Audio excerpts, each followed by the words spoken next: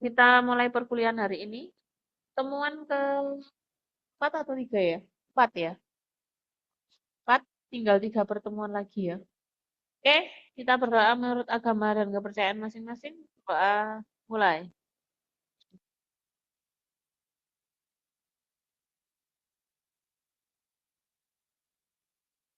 Doa selesai. Gimana kabarnya? Sehat. Alhamdulillah. Oke, hari ini sebenarnya ada materi ya yang harus Win sampaikan itu teori semiotika, tapi berhubung harus diselesaikan semuanya presentasi dan ini di kelas online banyak yang nggak masuk ya. Jadi banyak yang kerja, banyak yang izin. Saya dahulukan untuk hari ini sementara kelas yang MF dulu ya untuk presentasi, terutama Mas Abdul nanti presentasi dulu karena harus mengikuti kuliah lain. Untuk Mas Vio, Mas Muhammad Kamdan, terus siapa lagi ya, Mas Amri ya, itu boleh mengikuti mata kuliah yang lain dulu. Boleh. Kalau mau, misalkan di mata kuliah yang lain, ikut mata kuliah apa, Mas? Mata kuliahnya Pak Handrik. Oh ya, Hmm. boleh ikut Pak Andri dulu soalnya Bu Yuyun kan ini masih presentasi dulu ya. Siapa tahu nanti Pak Andri sedang menyampaikan teori gitu di awal biasanya ya. Iya, schedule-nya apa di mata kuliahnya Pak Andri?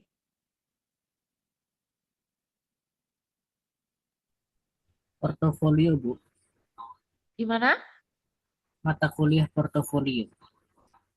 Oh ya, maksudnya Pak Andri mau menyampaikan teori apa kalian juga presentasi atau bagaimana? Mungkin kalau untuk pertemuan kali ini nanti materi nggak? Karena kemarin sempat Materi. kuliah. Oh ya, oke. Berarti boleh silakan gabung dulu di kuliah mata kuliahnya Pak Andri ya. Ya, silakan Mas Vio, Mas Amri, dan Mas Muhammad Kamdan. Nanti kalau sudah sekitar mungkin 1 jam ya, atau terserah jenengan, itu boleh nanti join lagi di mata kuliah saya gitu. Ya, kalau sekarang Mas Abdul harus presentasi dulu. Kan juga sama ya, gitu. Iya, Gak ya. apa-apa? Nggak apa-apa, Bu. Ya. Oke, Oke, baik, Bu. Baik, terima kasih, Bu. ya. eh Sekarang Mas Abdullah Yazid.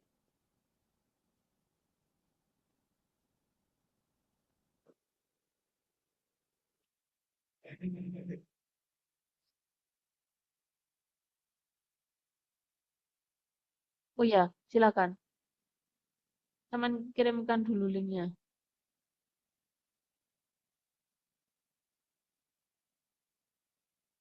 Semuanya pakai Canva ya? Nggak apa-apa.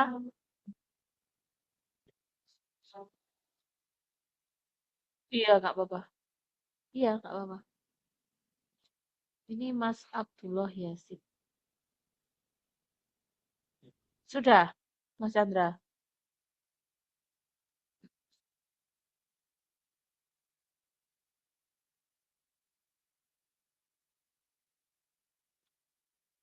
Berarti Mas Chandra di kelas ini nanti presentasinya terakhir ya.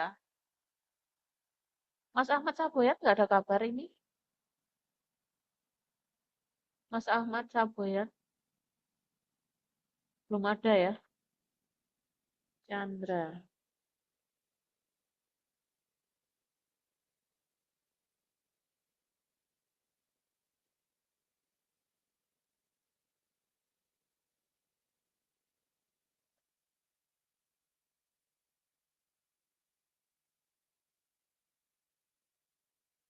Ini berarti ini.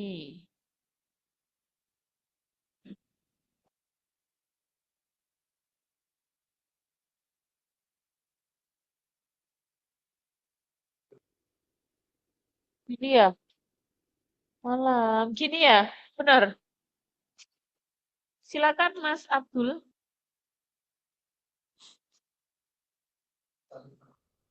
Ini perlu gimana ini nih Mas? Dibesarkan gini. Ya, ya. Silakan. Ya, dinyalakan dulu ya. Pencet belakang. Terakhir. Ya. Tes, Sudah tes, dengar tes, yang kelas online? Suaranya Mas Abdul? tes. Dengar, Bu. Oh, dengar, dengar. Dengar. Ya, malam semuanya. Perkenalkan, saya Abdullah Yazid. Kali ini saya akan mempresentasikan temuan saya persoalan analisa psikologi iklan dengan saya mulai dari apa itu iklan. Nah, mungkin kalau saya nulisnya di sini kan komunika iklan itu komunikasi berbayar berbentuk media informasi. Karena landasan sederhananya adalah iklan itu sendiri adalah metode untuk mengomunikasikan ke banyak orang yang harus berbayar, bukan gratis, dan diperuntukkan untuk bentuk media informasi. Jadi emang arahnya itu untuk menginformasikan apa yang lagi mau disampaikan dalam media tersebut. Bukan berarti ada influencer sedang mengiklankan sesuatu terus dia diem. Itu bukan iklan. Soalnya tidak menunjukkan informasi sama sekali. Baru kalau ada brandnya atau enggak ada produknya, walaupun diem, tapi kan menjelaskan kalau di situ ada produk. Nah, itu masih dibilang iklan.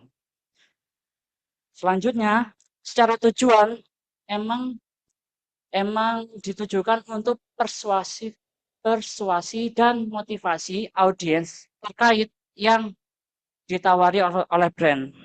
Karena dengan mempersuasi dan memotivasi, audiens akan tertarik atas yang ditawari oleh brand tersebut. Nah, permasalahannya pemahaman brand di sini macam-macam. Brand itu bisa mengarah pada emang memperkenalkan eh, usahanya atau bisa ke produknya, tapi garis besarnya adalah ketika menampilkan sebuah eh, tawaran tawaran yang berada di iklan tersebut itu sudah dinyatakan sebagai brand. Jadi misalkan brand yang ditunjukkan adalah yayasan, itu masih termasuk brand. Selanjutnya di sini saya menjelaskan saya membagi jenis-jenis iklan itu sendiri menjadi 4. Yang pertama berdasarkan tujuan, lalu berdasarkan isi atau sifatnya, lalu berdasarkan media, dan yang terakhir berdasarkan metodenya. Kalau berdasarkan tujuan, saya membaginya jadi 2, yaitu dengan tujuan komersil atau dengan tujuan non-komersil. Kalau tujuan komersil emang arahnya adalah untuk mendorong audiens untuk menggunakan atau mencoba apa yang ditawarin. Lalu kalau tujuannya non komersil emang spesifik untuk membuat audiens itu saja secara informasi yang disampaikan pada iklan tersebut. Lalu di sini ada yang berdasarkan media. Saya media membagi menjadi 2, yaitu media cetak dan media elektronik. Kalau media cetak itu gampangannya adalah media yang ada bentuk fisiknya. Itu bisa seperti banner atau bisa seperti brosur. Sifatnya memang ada perwujudan fisiknya. Lalu kalau media yang elektronik sifatnya itu ada medium yang dipakai untuk mengiklankan sebuah brand. Mediumnya itu kebanyakan adalah digital. Misalkan seperti televisi atau radio, dan bisa juga media sosial. Lalu saya lanjutkan ke berdasarkan isi atau sifatnya. Saya di sini saya membagi menjadi 4, yaitu penawaran, terus eh, pemberitahuan, layanan, dan permintaan. Sederhananya ini kalau penawaran itu kayak apa yang lagi ditawari, kalau pemberitahuan ya informasi saja, kalau layanan itu seperti contohnya kayak di event itu ada apa saja yang disajikan. Lalu kalau permintaan itu hampir kayak eh, apa namanya sifatnya kayak tanya maaf kok tanya jawab sih bukan sih ya konteksnya lebih untuk memperdalam memperdalam audiens untuk mencari tahu apa yang sedang ditawari oleh brand.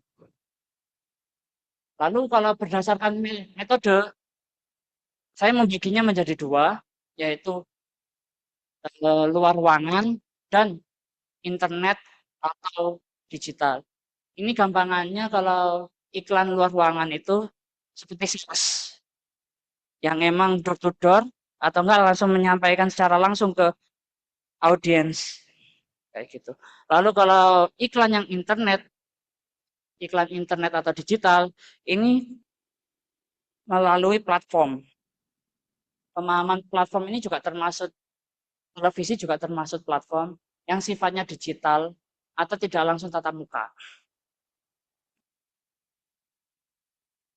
Ini saya memberi salah satu contoh iklan yang saya ambil dari Thailand. Langsung diputar. Bentar.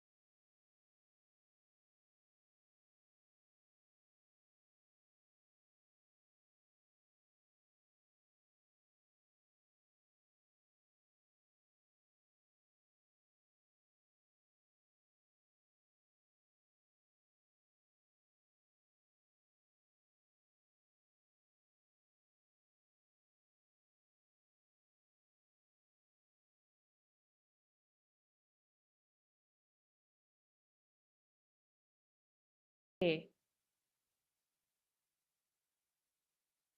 Iya, Mas ya. Oke.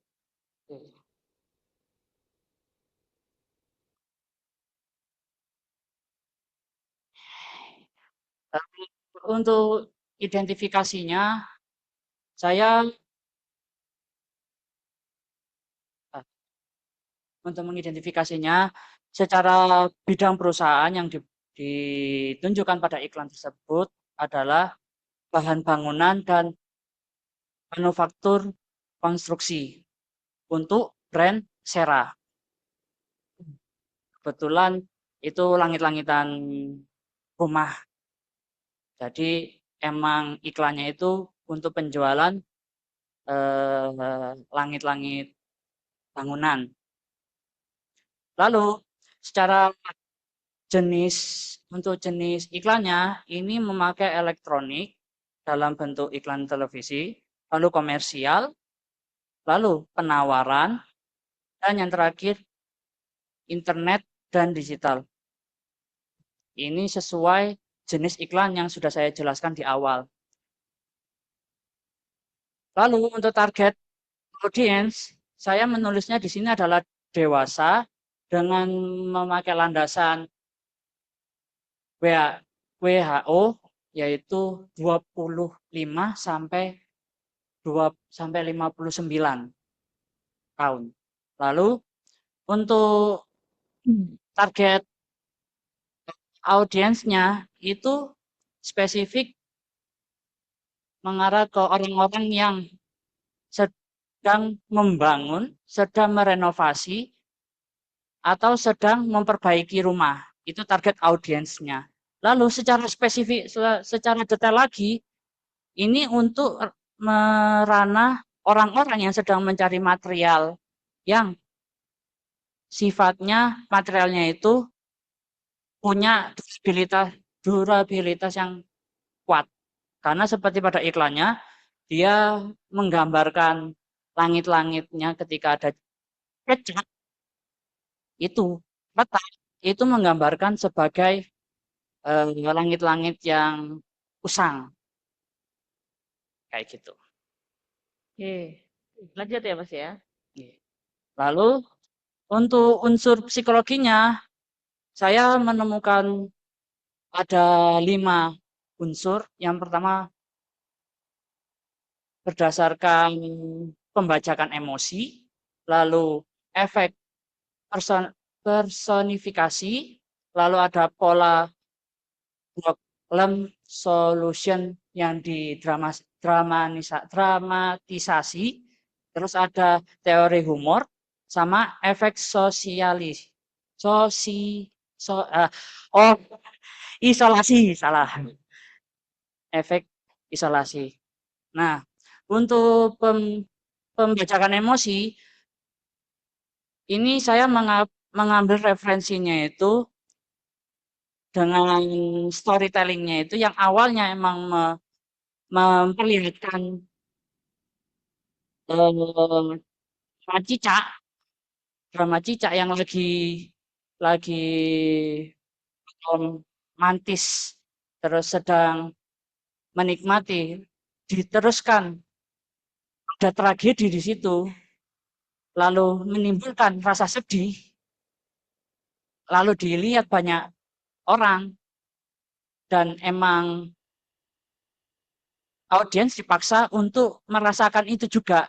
Tetapi yang bikin ada istilah pembajakan adalah di situ ada pematahan konsep, yaitu langsung dipatahkan dengan masuknya iklan dengan menggantikan langit-langit yang lama yang rusak dengan langit-langit punyanya dan tadi kayak gitu.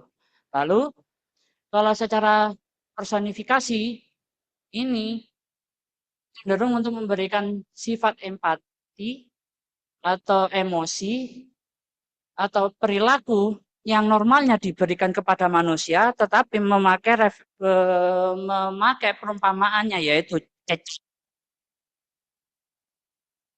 Lalu kalau pola problem atau solution yang didramatisasi adalah karena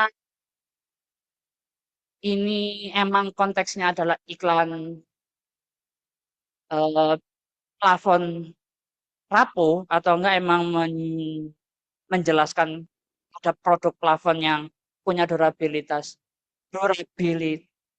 punya durability yang bagus, dia memakai skema yang berlebihan dalam konsep storytelling. Lalu kalau secara teori humor ini sederhananya emang memasukkan unsur humor. Emang kalau seandainya ngelihat iklannya nggak pakai suara emang agak aneh sih. Jadi nggak ada rasa humor-humornya sama sekali sih tadi. Kayak gitu. Tapi setidaknya kalau sudah ada audionya, bayang emang arah audiensnya itu emang diarahkan untuk dipaksa kayak ada humornya. Lalu yang terakhir ada isolasi yang arahnya ke menggunakan sesuatu yang paling berbeda dan tidak biasanya dipakai di lingkungan sekitarnya. Maksudnya adalah yang normalnya untuk untuk plafon penjualan plafon itu identik dengan penjualan yang ada tukangnya, terus ada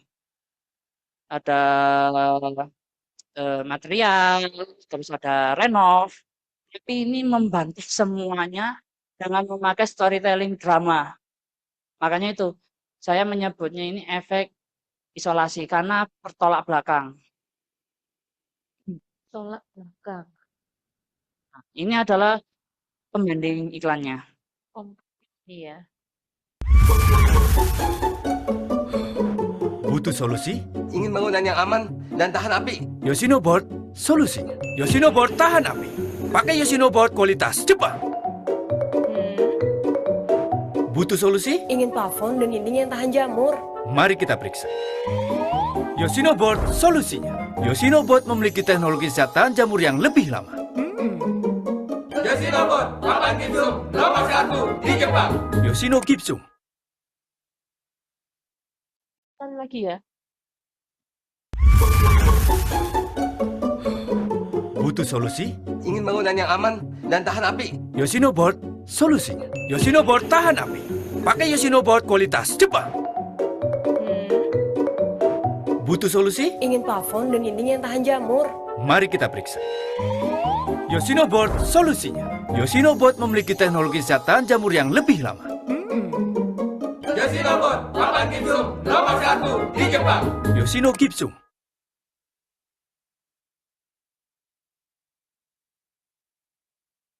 Oke. Untuk secara identifikasinya ini sama persis, cuman di sini ada banyak hal yang bisa dijadikan pembandingnya. Nah, yang pertama, secara pendekatannya, dua iklan ini sangat berbeda jauh. Yang satunya emang konsepnya ke arah humor, absurd, emosi, dan melankolis. Sedangkan kalau yang satunya, yang kedua, itu emang condong rasional, informatif, dan berbasis solusi. Lalu untuk fokus utamanya ini ke arah ketahanan material kali ini.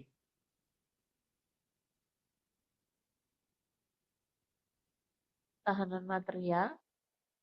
Ya kebalik ini, kebalik. Balik. Harusnya yang Iya. itu ada yang ketahanan Api dan material. jamur itu Yoshino ya. Ya nasi Yoshino, sedangkan kalau ketahanan fiber itu emang di yang Thailand. Iya, yang di Jinjok ya. Ya. Jinjok. Lalu untuk gaya penyampaiannya, nah, kalau gaya penyampaiannya untuk iklan pertama condong ke storytelling, itu gampangnya untuk menjelaskan. Kalau seandainya yang kedua deskripsi, itu sederhananya kayak gitu. Lalu untuk karakter utamanya, jelas di Thailand adalah cecak. Sedangkan kalau seandainya iklan kedua itu tukangnya. Lalu untuk ke audiens, untuk iklan pertama iklan sangat memberi bekas, viralitas, dan menghibur secara emosional. Sedangkan kalau seandainya iklan yang kedua cuman teknis produk yang dia tawarin. Sekian dari saya, apa ada pertanyaan? Silakan untuk teman-teman, ada pertanyaan untuk Mas Abdul?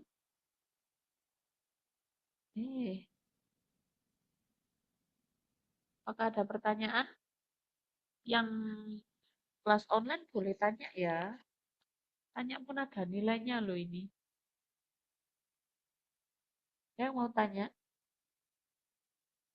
Ada nggak? Iya.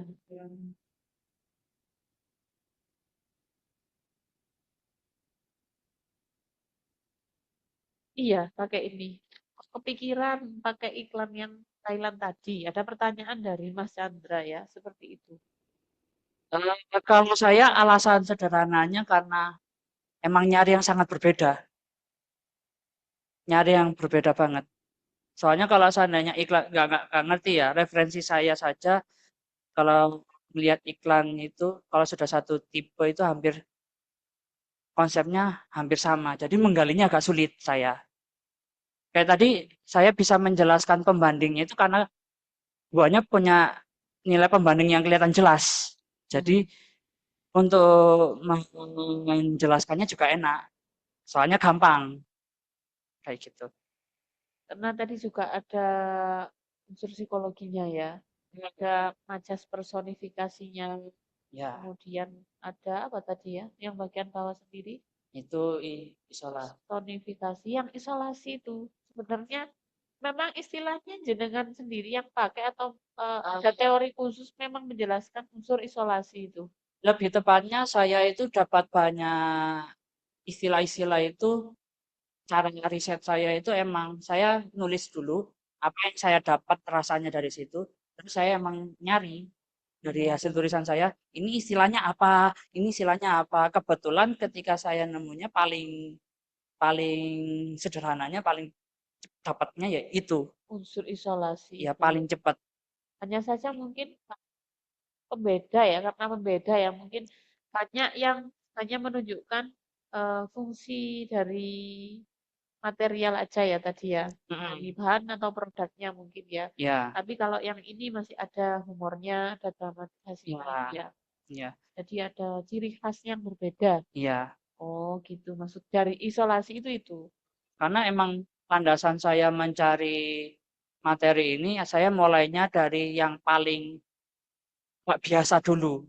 Jadi dengan hal yang nggak biasa, saya dapat poin-poin poin-poin psikologi apa yang paling bisa kerasa. Soalnya kalau seandainya misalkan pembanding iklannya itu tipenya sudah tipenya sama, terus konsepnya nggak jauh beda, nyari nguliknya agak sulit buat saya. Itu ya Mas Chandra ya. Jelas apa belum Mas? Kalau belum boleh tanyakan. Silakan Mas Rival dan halo Mas Rival dan minggu lalu nggak hadir ya Mas Rival dan ya? Hadir nggak ya? Buyur lupa. Tapi belum presentasi ya Mas Rival dan ya? Halo, nggak ada sambungan nih sama Mas Rival dan. Oke, beri tepuk tangan untuk Mas Ridwan. Terima kasih Mas ya. Eh, silakan melanjutkan mata kuliah yang lain boleh Mas. Itu dikasih tepuk tangan sama Mbak Yolanda. Ya, sekarang Mbak Anes. Harusnya tadi Mbak Anes pertama karena pengirim pertama dulu Mbak Anes ya. Tapi nggak apa-apa karena Masnya mau kuliah. Monggo, Mbak Anes. Malam.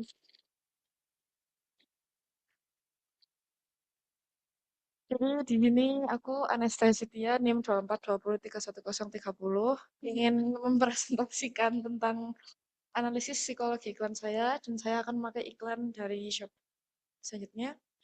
Sebelum itu, apa sih itu iklan? Ada yang tahu nggak?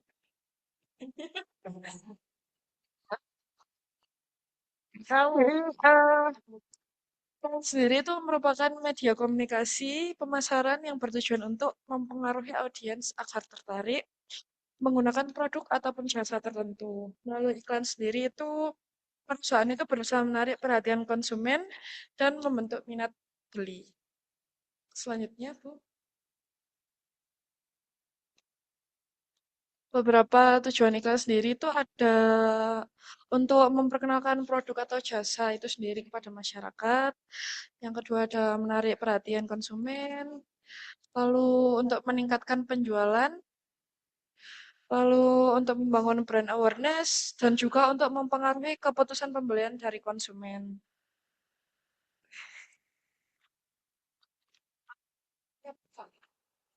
Selanjutnya ada jenis-jenis iklan. Jenis-jenis iklan sendiri itu dapat dibedakan berdasarkan media, tujuan, isi, juga berdasarkan bentuk penyajiannya. Berdasarkan media, itu yang pertama adalah iklan cetak. Iklan cetak itu seperti koran, majalah, poster. Lalu ada iklan elektronik seperti televisi, radio. Selanjutnya ada iklan digital. Ini dari sosmed manapun seperti YouTube, Instagram, TikTok, ataupun website. Yang kedua ada iklan berdasarkan tujuan. Yang pertama ada iklan informatif, yaitu iklan yang memberikan informasi produk ataupun jasa. Yang kedua ada iklan persuasif, membujuk konsumen agar membeli. Yang ketiga ada iklan reminder, mengingatkan konsumen terhadap suatu brand. Ini tuh iklan reminder itu biasanya digunakan untuk mengingatkan konsumen untuk melakukan pembelian ulang. Nah, terus ada jenis iklan berdasarkan isi.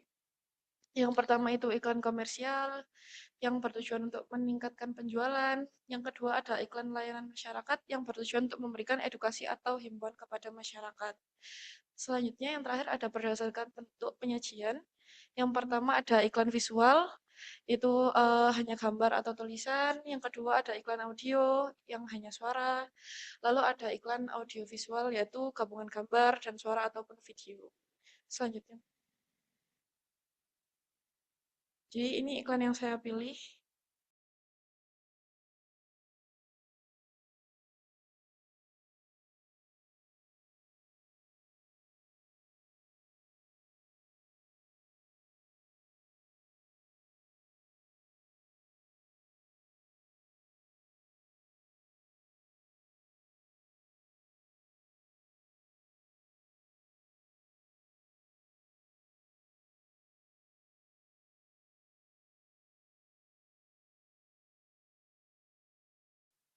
Itu adalah iklan Shopee 99 yang saya pilih.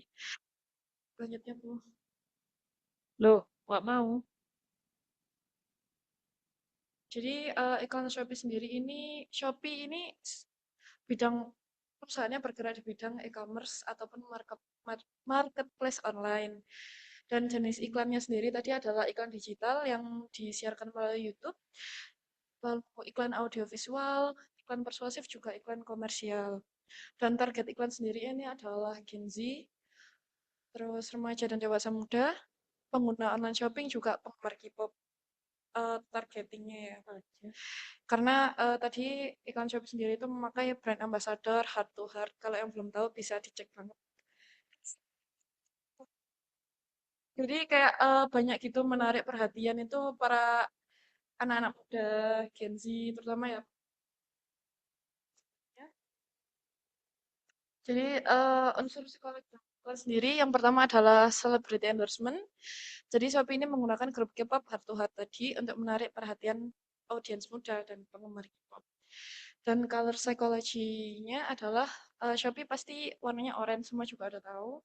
Warna orange yang dominan tuh memberi kesan energi, ceria, menarik perhatian, memicu impulsif buying juga, tapi di sisi dan selanjutnya Shopee ini memakai musik dan jingle. Jadi musik yang upbeat dan repetitif ini membuat iklan itu mudah diingat oleh audiens. Mungkin audiens yang baru saja mungkin sudah ada yang lihat atau penyanyi yang sekarang juga. Iya. Terus Ada FOMO atau fear of missing out. Jadi promo 99 dan diskon terbatas itu menciptakan rasa takut ketinggalan promo sehingga mendorong konsumen untuk segera berbelanja. Ini buruk sih buat customer, tapi baik buat FOMO ya. iya. Selanjutnya, Bu. Dan tingkat keberhasilan dari iklan Shopee ini sendiri itu, iklan Shopee ini berhasil menarik perhatian masyarakat karena menggunakan visual yang menarik, musik yang catchy, dan brand ambassador yang populer sehingga meningkatkan brand awareness serta daya ingat konsumen terhadap campaign 99. Selanjutnya, ini saya pakai iklan kompetitor Tokopedia 99 juga.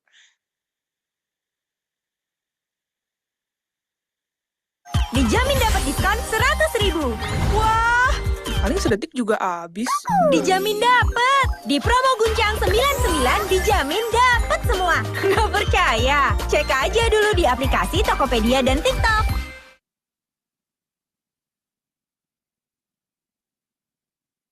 Mbak ya, Yang diiklanin. iklannya diiklanin. Dan ini ada beberapa perbandingan dari iklan Shopee dan Tokopedia sendiri. Saya pakai iklan 99 biar perbandingannya apple to apple gitu. Jadi aspek yang pertama itu sendiri adalah fokus iklan. Shopee sendiri itu fokusnya itu di promo, di balut entertainment juga gitu. Sedangkan Tokopedia itu lebih berfokus pada promo dan diskon langsung. Selanjutnya ada aspek daya tarik utama. Daya tarik utamanya dari Shopee sendiri adalah brand ambassador, musik, dance, juga promo 99 itu tadi. Kalau Tokopedia hanya di diskon dan gratis ongkirnya saja.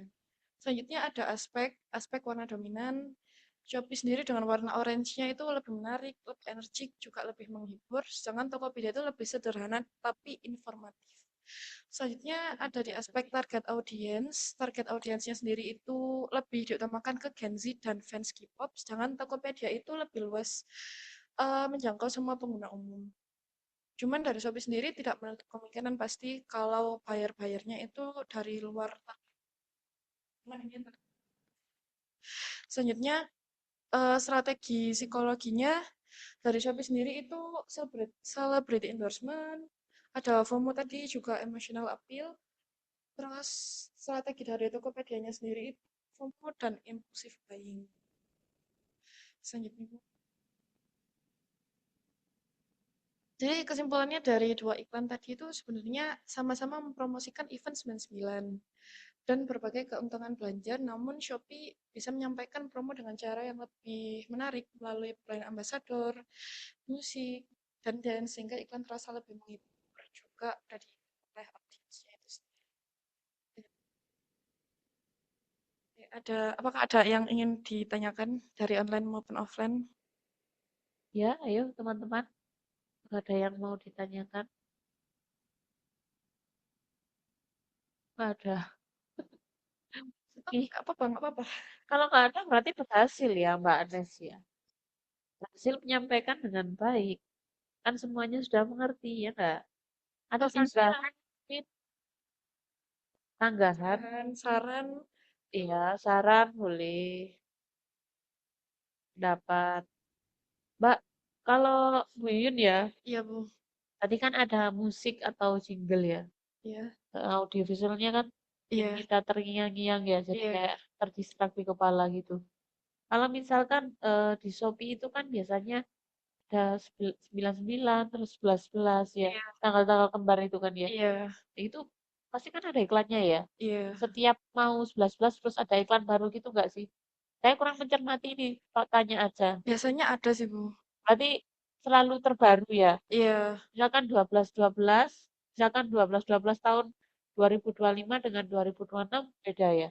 beda. Berarti selalu baru. Selalu baru. Jadi kayak iklan Shopee itu jadi pengingatnya ya, Iya, alarmnya. iya, Oh, gitu.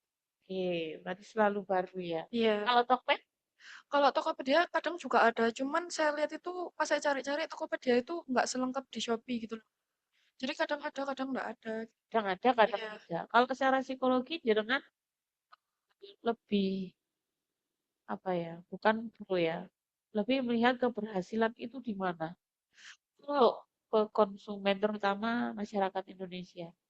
kalau keberhasilan itu Shopee kan sempat tahun lalu itu dinobatkan menjadi marketplace nomor satu yang dipakai orang-orang kan, Bu. Nah, mungkin dari situ. Jadi iklannya semua Shopee itu berhasil berarti. Bahkan jingle-jinglenya yang kadang ya diulang-ulang meskipun yang nyanyi ini beda gitu. Jadi Iya. ingat kan sama orang-orang.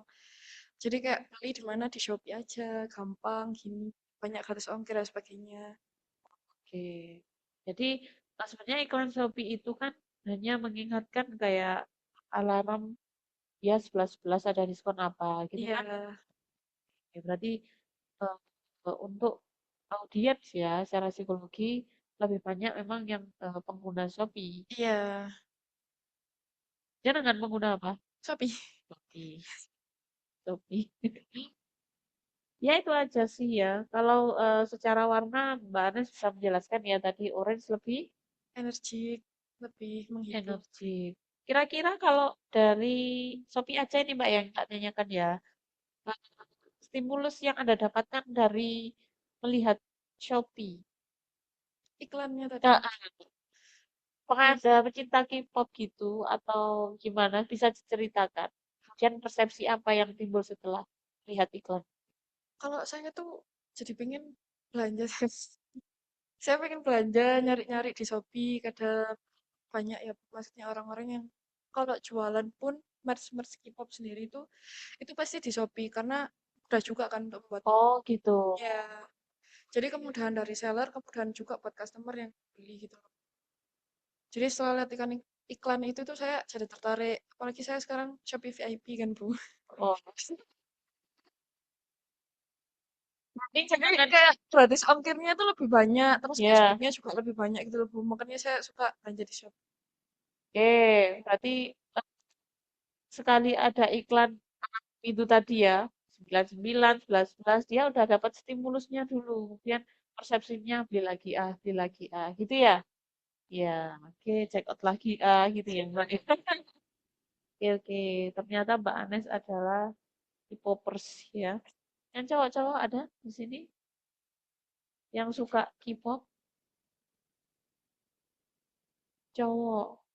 Gak ada. Apa? Sukanya apa? Influencernya apa? Mas Dul? Apa Mas Dul? Influencernya? Mbak Anes kan K-pop. Jenengan iku mengidolakan sopo? Basa Jawa ngono Mas. Namanya itu mengidolakan siapa? Apakah K-pop gitu? Apakah yang lain? Nggak bola. Oh, jago nih. Klub apa? Ya kan nggak apa-apa, kita kan ngobrol. Siapa jagonya? Barcelona. Oh ya wis. Ya gitu aja ya kan. Buyun kan pengen tahu. Gak ada salahnya. Baik, tidak ada pertanyaan lagi. Tidak ada. Tidak. Kalau tidak ada, beri tepuk tangan pada Manes. Terima kasih. Selamat Terima malam kasih untuk semuanya. presentasinya. Saya lanjutkan ya. Karena banyak ini nilainya ini nggak ada UAS kita ya. Jadi yang baru masuk Mas Chandra ya, yang nggak ada UAS. Jadi nanti ada tugas terakhir bikin analisis tapi pakai teori semiotika, analisis iklan. Udah itu aja. Sama presentasi ini. Wes gitu tok ya. Maka kita, mesinnya. Oh, dimatikan aja ya. Iya, mungkin ya. Matikan aja wes. Ini padahal sudah 20 loh ya. Oke, oke, oke.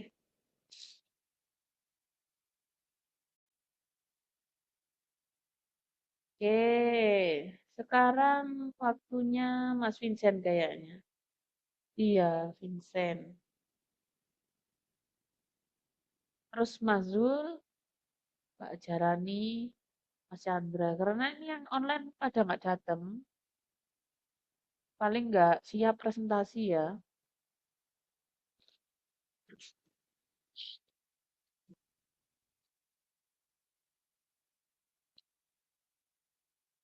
Iya, silakan.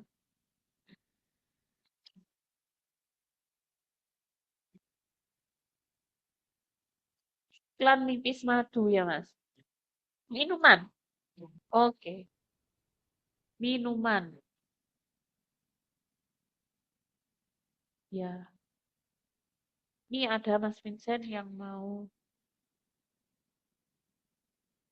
presentasi. Silakan. Selamat malam teman-teman, selamat malam Bu Yuyun. Baik. Di sini perkenalkan saya Vincentius Krisna Pratama, NIM 23203021. Saya di sini akan menganalisis iklan Nipis Madu. Jadi saya langsung masuk ke iklannya sini Bu.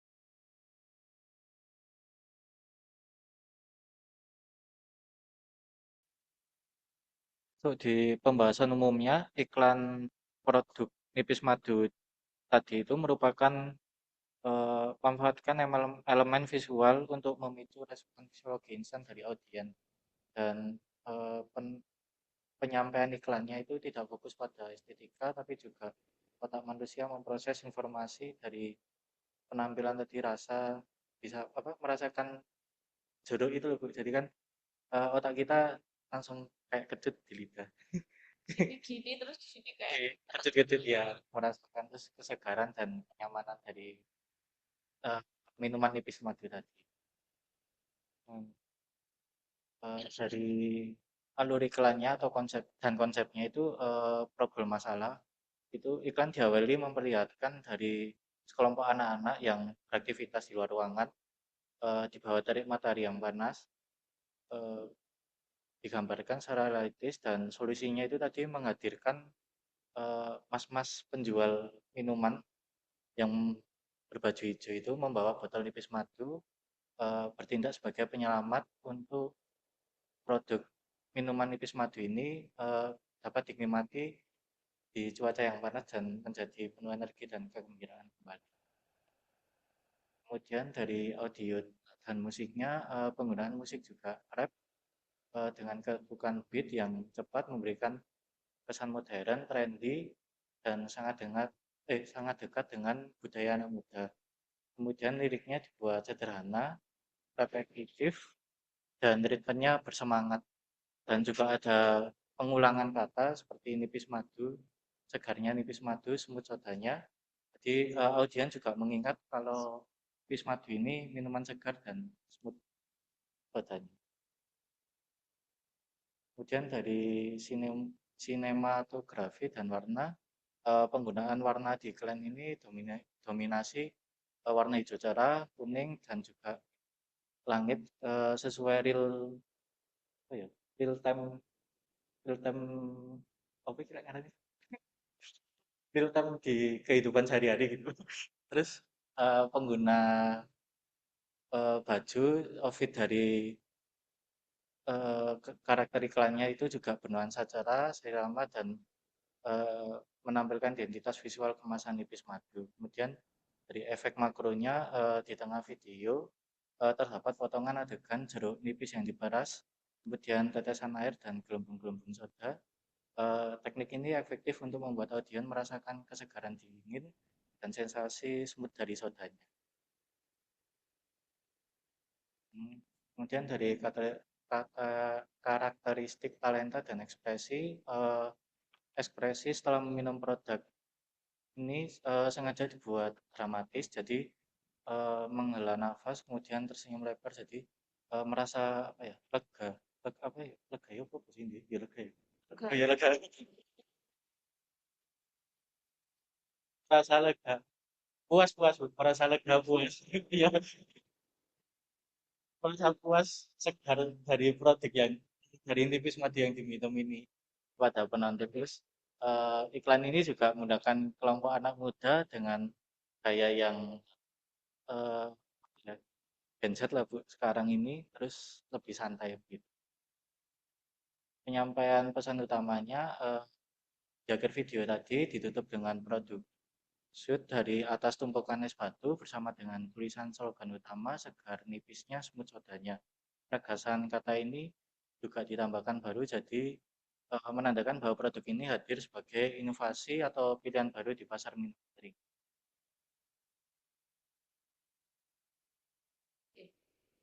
Kemudian dari jenis iklannya ini, jenis-jenis iklan ada berdasarkan dari tujuan, ada iklan komersial, kemudian iklan non komersial. Untuk iklan nipis madu itu masuk ke komersial bisnis.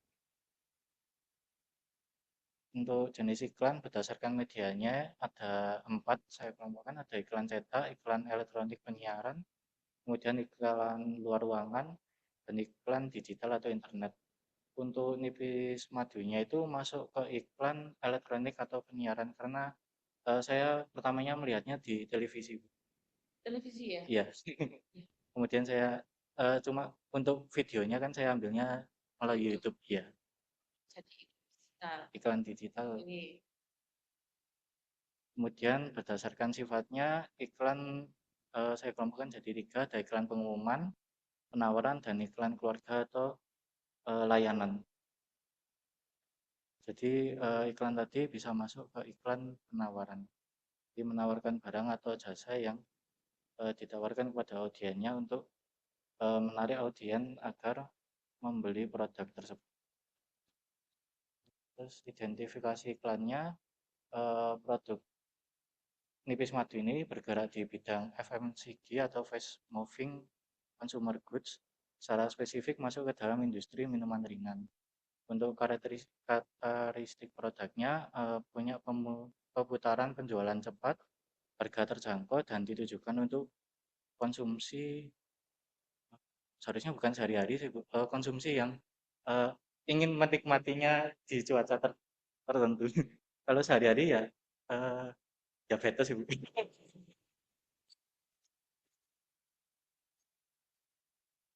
Ya, bukan sehari-hari. Saya Ya. diganti deh, Bu. Sama. Jenis minumannya sama, cuma beda rasa. Soda. Iya.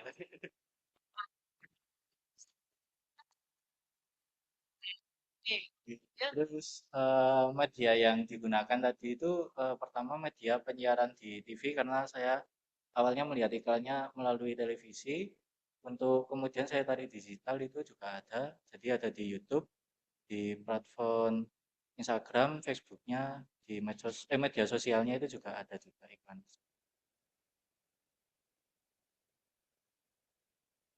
Untuk target pemasaran, saya targetkan dari demografisnya itu mulai remaja hingga dewasa, mulai umur 15 sampai 25. Untuk jenis kelaminnya itu laki-laki dan perempuan. Untuk target psikografisnya, konsumen yang menyukai tren kekinian, pemilihan musik, dan cara pakaian modern sesuai dengan iklannya. Kemudian untuk kepraktisan dan mencari kesegaran instan dengan sensasi rasa yang unik. Untuk geografisnya, saya mengerucut ke masyarakat yang tinggal di khususnya Pulau Jawa sih. Secara di Pulau Jawa, iya. Kan saya nggak keluar Jawa, Bu. Ya. Karena peminat juga saya lihat itu juga banyak juga yang membeli produk tersebut di Pulau Jawa, terutama di Kota Malang juga ini. Iya. Iya, terutama paling untuk di weekendnya saya dari stimulusnya aksi dari jeruk nipis yang diperas secara close up, jadi menampilkan jeruk nipis saat dipotong tadi terus diperas kan segar gitu. Terus efek gelembung juga, soda, es batu, dan pengulangan liriknya nipis madu tadi. Kemudian sensasinya kalau saya pertama dari gerah panasnya matahari tadi, kemudian dinginnya itu saya ambil dari waktu si Mas baju hijau tadi memberikan minuman kepada anak-anak mudanya. Terus sensasi dari jeruknya yang dipotong, diperas itu jadi ada asam kecut dan segar. Terus persepsinya minuman ini saya mempersepsikannya minuman ini penyelamat dari cuaca panas, kemudian rasanya segar, alami, dan tidak bikin serak di tenggorokan. Nah kan sodanya juga smooth. Rasanya segar alami, tidak bikin serak di Tenggorokan.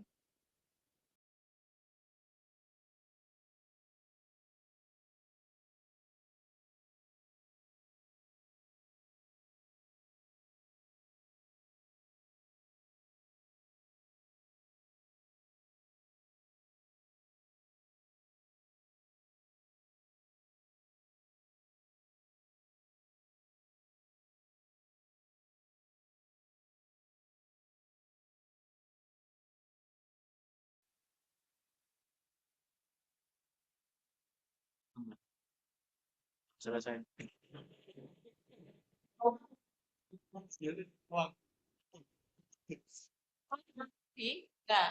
Enggak. Oh, biasa. Ya cukup. Jadi itu apa jenenge? Gaya perbandingan comparison. Tuh, masih monggo.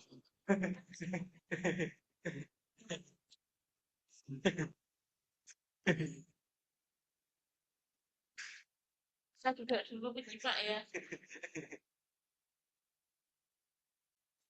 Perbandingannya saya mengambil iklan dari iklan Sprite. Jadi dari pendekatannya juga sudah beda. Dari Nipis Madu tadi kan menggunakan pendekatan gaya hidup lifestyle, terus masalah yang diangkat dan kemudian ada solusinya. Untuk Sprite ini menggunakan pendekatan yang komedi yang terlalu dilebihkan atau hiperbola karena apa ya panasnya di sini kan juga enggak panas tadi dulu Bu. Di iklannya kan tadi kayak dilebih-lebihkan begitu. Bola. Iya. Kemudian dari stimulasi sensorik visualnya Nipis Madu tadi lebih fun, lebih hip hop juga. Kemudian dari Sprite menggambarkan fisik dan masif. Kemudian ketika botol dibuka, air gelembung menyembur seperti cipratan salju atau es yang menyiram. Itu memberikan dampak psikologi efek yang apa ya, segar atau ya, kalau itu apa sih? Los itu lega iya. Efek los lega iya. Yang itu lega kepada audiennya. Oke, lanjutin dulu ya. Iya. Terus dari target pemasaran secara besar itu Nipis Madu lebih spesifik ke anak-anak muda, remaja, kemudian untuk Sprite target pasarnya juga lebih luas Ibu kalau saya tadi kan sudah mendunia juga internasional. Iya Sprite. Ada pertanyaan dari teman-teman dan Bu Yuyun? Enggak. Saya Mbak acara ini. Ah. Iya, baik.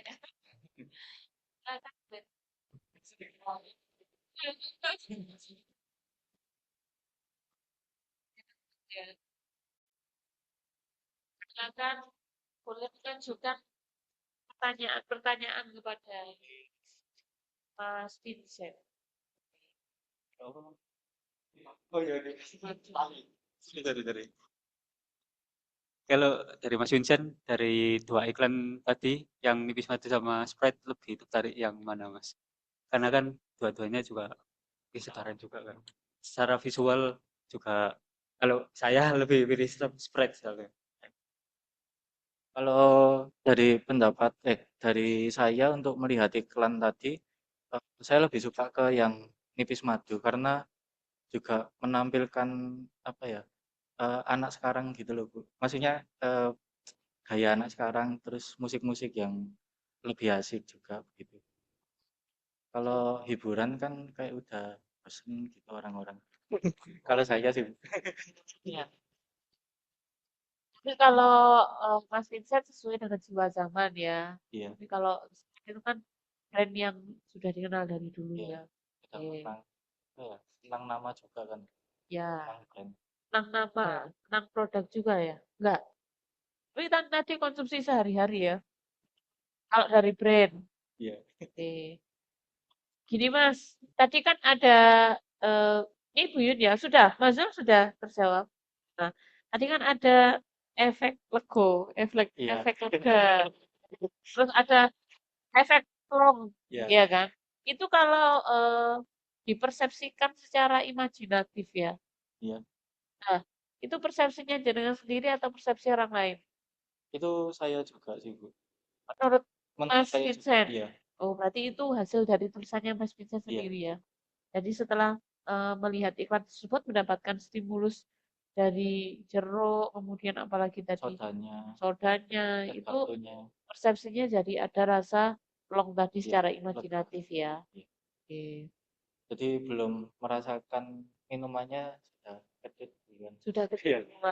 Iya, itu namanya apa? Bisa merasakan secara imajinatif. Kayak kita bikin Indomie goreng, tapi maaf, kita lihat Indomie goreng tapi bisa mengimajinasikan Imajinasi bau dan rasanya. rasanya. Oke, sama ya tadi kayak Iya. ini ya sebenarnya.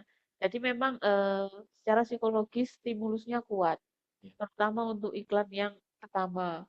Ya, secara audiovisual juga kayak Bu Yun juga mau joget. Joget. Nggak bercanda ya. Oke, gitu-gitu. Oke, apakah ada pertanyaan pada Mas Vincent? Ini lengkap ya, Mas Vincent tadi bahasnya mulai dari jenis media iklannya ya. Iya. Berdasarkan media dibahas juga di situ. Dia mengambil dari, maaf, pertama nonton di televisi. Televisi Berarti itu namanya iklan elektronik ya. elektronik.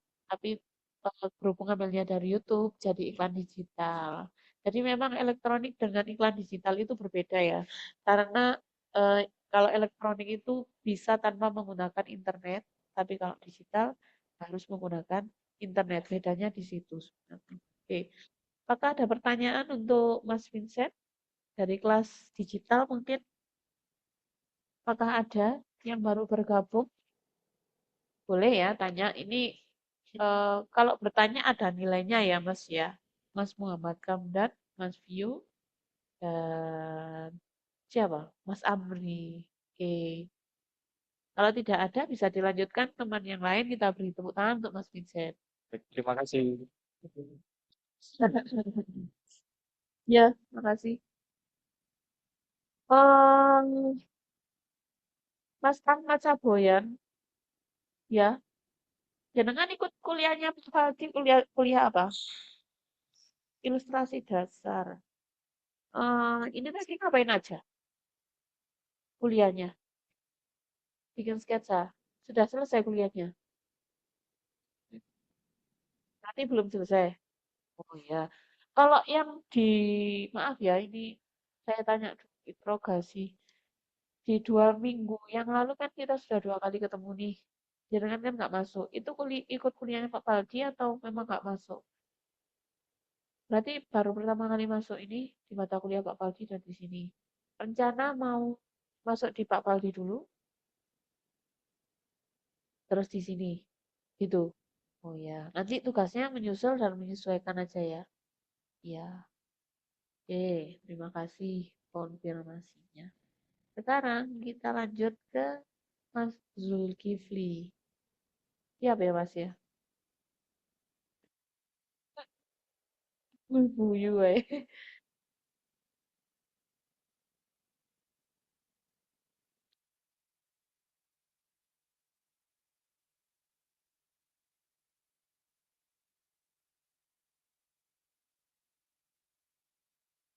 Ricci.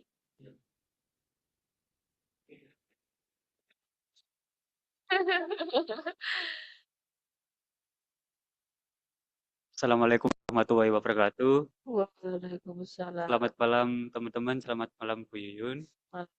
Saya Zulkifli Haji pertama. Di sini saya akan menganalisis psikologi iklan dari McDonald.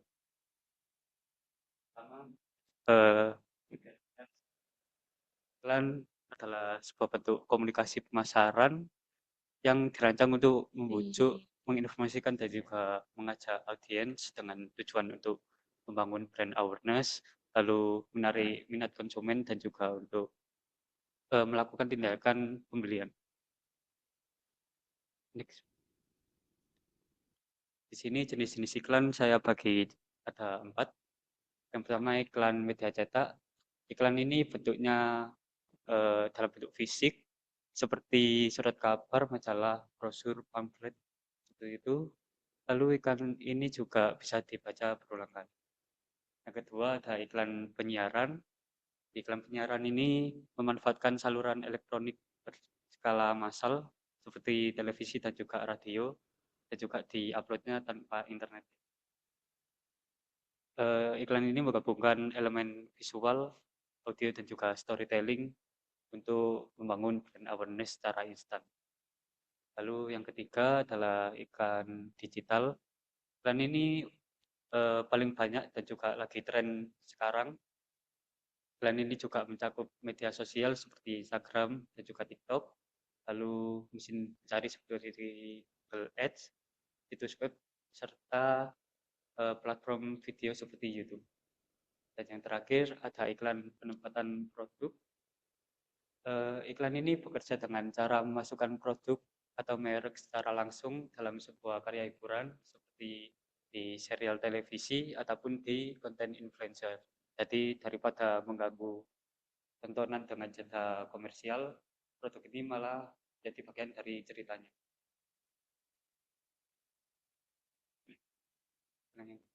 Tahun berapa ini?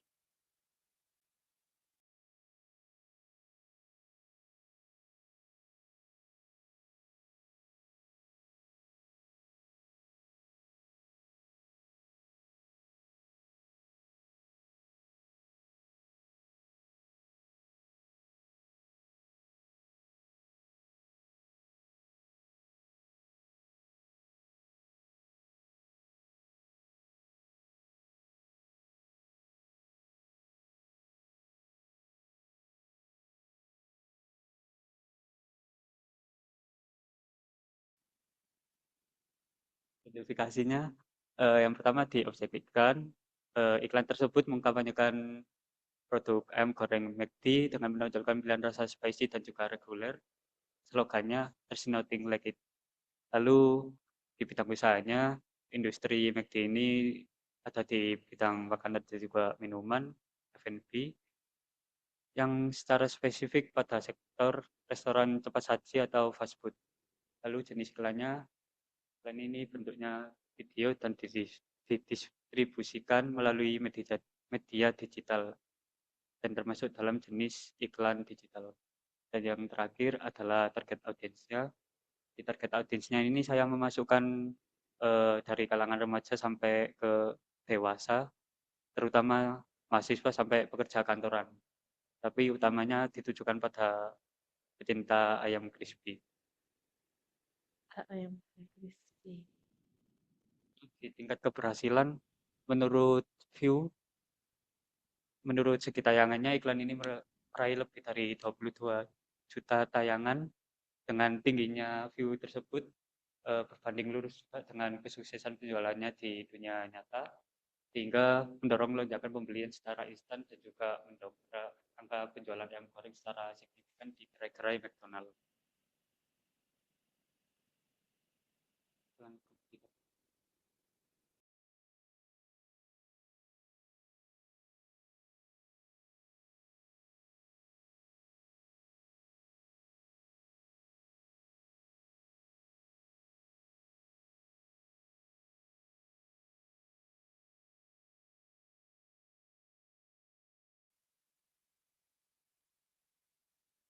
Perbandingannya, aspek pertamanya di pesan utama dari iklan McD itu lebih ke sensasi kenikmatan juga kerenyahan saat makan. Sedangkan iklan KFC ini lebih ke warisan sejarah dan juga originalitas.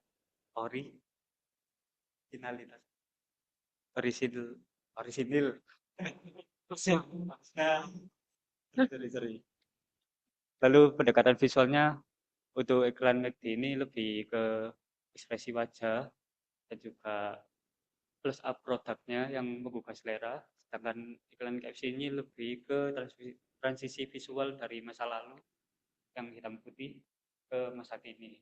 serta menyoroti bahan baku dan juga proses pemasaran. Lalu target audiensnya, kalau dari McD itu lebih ke remaja hingga dewasa, dari masjid sampai kantoran. Sedangkan kalau iklan KFC ini lebih ke keluarga dan juga orang dewasa, dan juga daya tarik psikologisnya. Iklan McD ini membangkitkan rasa lapar ketika melihat visualnya, sedangkan iklan KFC ini lebih ke membangun percaya karena menjaga original rasanya. Gitu. Oke.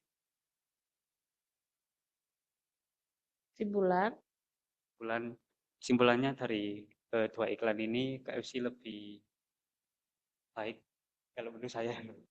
KFC lebih baik dan juga lebih efektif dari iklannya karena memainkan pendekatan visual yang membuat penonton itu lebih membuka selera gitu. Jadi ingin beli daripada KFC yang lebih ke narasi. Itu sejarahnya. McD lebih baik iklannya ini tadi ya. Sudah? Thank you so much. Apakah ada pertanyaan dari teman-teman? Silakan. Boleh bertanya, boleh melakukan sanggahan atau memiliki pendapat. Ya, Vincent. Silakan. Kalau mau tanya yang dari kedua iklan tersebut, mungkin dari persepsinya Mas Jul itu gimana ya?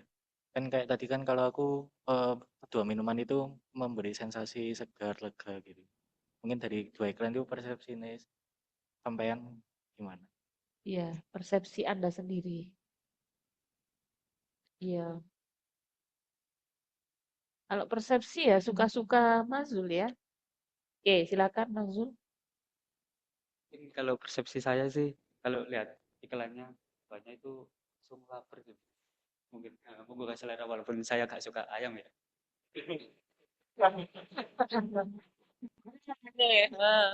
Buka selera. Seperti itu. Bener. Dan kadang juga tertarik buat mau nyoba sih. Sebentar ya. Gitu ya. Kita diskusi ya. Ini hal lucu sebenarnya. Karena memang orang itu persepsinya bisa berbeda-beda karena pengalamannya berbeda-beda ya. Kayak begini contohkan di kopi, inget nggak Nescafe? Nah, ada notnya kan di bagian bawah itu persepsi orang yang suka minum kopi dengan yang tidak suka minum kopi akan berbeda, ya kan? Ini Mazul mendapatkan stimulus berupa ayam goreng crispy tadi ya, kayak ada remahannya, terus orang menggigit suaranya juga ya. Kemudian persepsinya jadinya lapar. Nah, padahal dia nggak suka ayam, ya. Tapi ada rasa ingin mencoba, ingin ya. Nah, pertanyaan dasarnya satu. Kalau Anda disuruh coba secara psikologis, ya kan Anda tertarik sudah. Mau coba yang mana dari iklan dua ini? Kalau lihat. Iklannya sih begini. Media, ini ada audio visual kritisnya. Oke. Tapi nggak tahu ya mau nyoba beneran apa enggak. Karena jenengan vegan. Lebih ke gak suka daging aja. Nggak suka daging. Oke. Nggak suka daging tapi nggak vegan. Makan ikan. Enggak. Vegan berarti. Telur itu makan telur itu termasuk vegan. Telur vegan. Vegan. Vegetarian sama vegan berbeda. Ya, nggak apa-apa kita skip aja itu ya.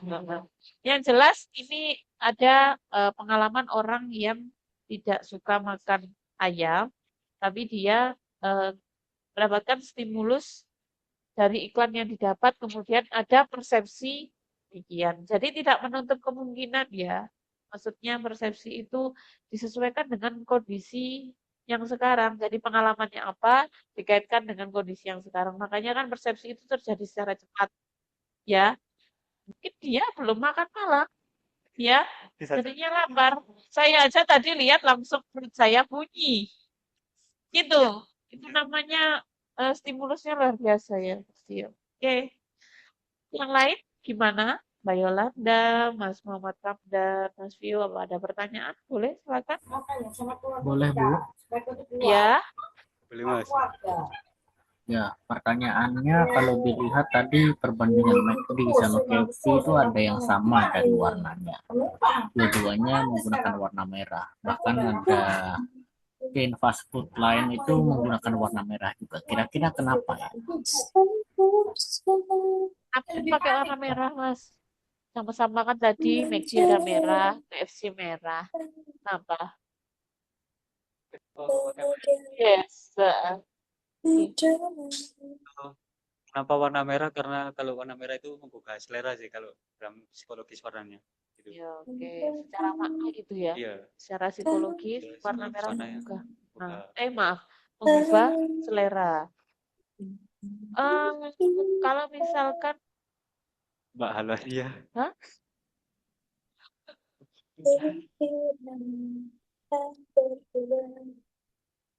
Adminnya nyanyi, Mbak Desti nyanyi, Mbak Desti nyanyi kah? Mbak Desti nyanyi, Mbak. Loh Ibu, maaf Bu kepencet.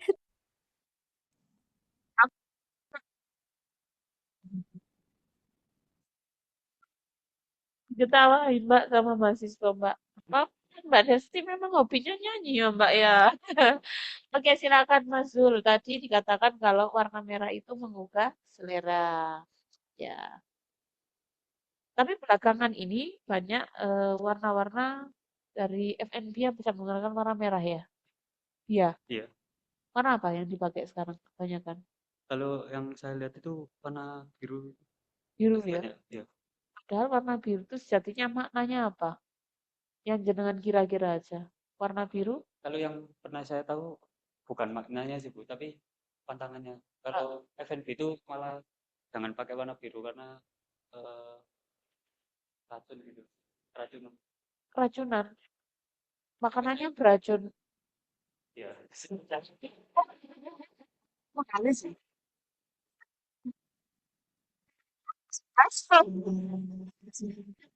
Iya, di rumah. Coba, coba warna biru itu biasanya dipakai di mana ya? Minuman. Kayak minuman apa ya warna biru ya? Pocari ya? Pocari sweet ya? Air mineral ya? Air mineral itu warna biru. Biasanya itu apa sih artinya? Barat.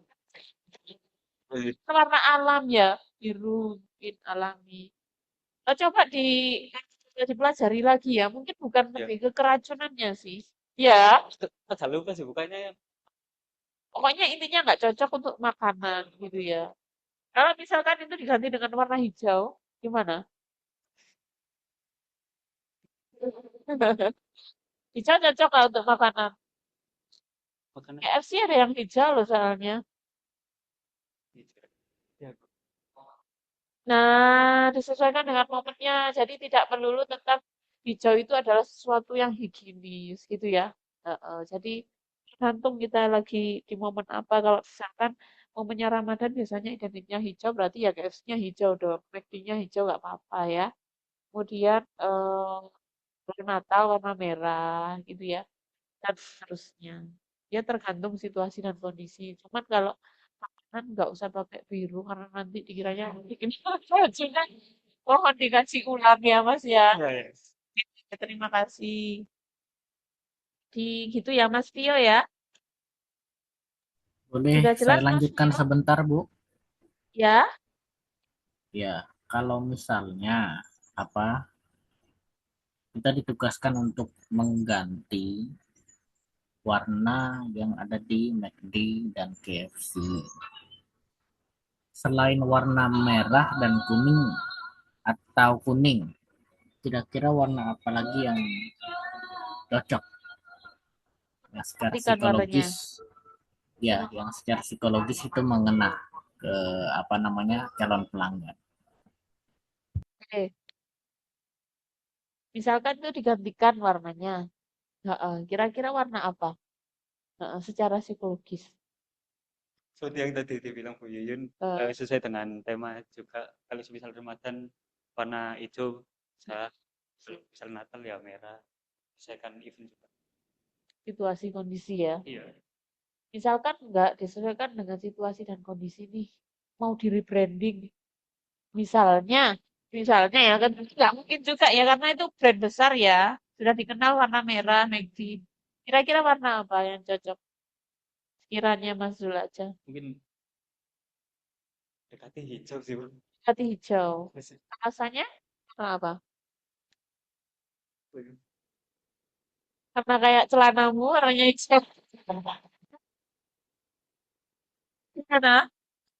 Karena hijau kayak apa? Wismi ya. Wismi itu kan warnanya ungu ya kan. Karena mungkin disesuaikan dengan jiwa anak muda sekarang ya. Lebih ngepop gitu mungkin bisa. Tapi kan kita kembali lagi targetnya siapa sih gitu ya. Kalau warna-warna mungkin yang umum-umum aja kayak warna dasar merah, merah kuning itu kan warna primer ya. Kira-kira ada nggak warna yang lain selain itu? Hijau itu ya, hijau tadi ya. Iya. Ya, menurut Mazul warna hijau tepatnya daripada warna biru. Karena warna biru sejatinya menurut Mazul tidak cocok untuk digunakan sebagai F&B ya Mas ya. Kalau untuk minuman masih ya. Oke, gitu ya Mas Vio ya. Baik, terima kasih Mas. Terima kasih Ya, Ibu. oke Mas Vio. Yang lain ada pertanyaan? Tidak ada? Saya lanjutkan. Terima kasih Mas Zul. Terima Tepuk kasih tangan. banyak.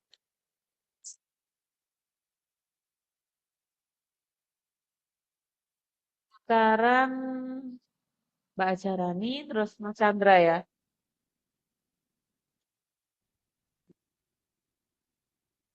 Loh, kok gini Mbak?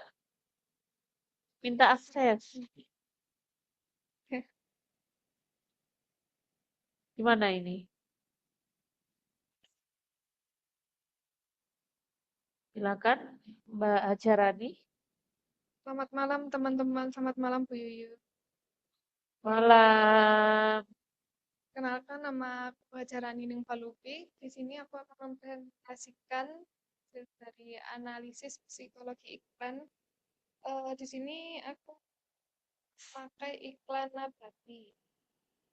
Iklan nabati. Wafer. Wafer nabati. Ya, yang pertama, apa itu iklan? Iklan adalah bentuk aplikasi yang dibuat untuk memperkenalkan, promosikan, atau mempengaruhi orang agar tertarik pada suatu produk, jasa, atau brand. Dan bertujuan mempengaruhi audiens agar tertarik, mengingat, dan akhirnya menggunakan atau membeli suatu produk atau jasa tersebut. Tujuan iklan di sini ada 7. Yang pertama yaitu memberikan informasi yang tujuannya memperkenalkan produk atau jasa atau kegiatan kepada masyarakat. Yang kedua adalah menarik perhatian konsumen. Yang ketiga, membujuk dan mempengaruhi. Iklan bertujuan mempengaruhi konsumen agar tertarik dan menggunakan produk atau jasa tersebut. Keempat ada mengingatkan konsumen. Iklan membantu masyarakat agar tetap mengingat suatu brand atau produk tertentu. Yang kelima, meningkatkan penjualan. Tujuan meningkatkan penjualan ini merupakan tujuan utama dari iklan komersial agar jumlah pembeli dan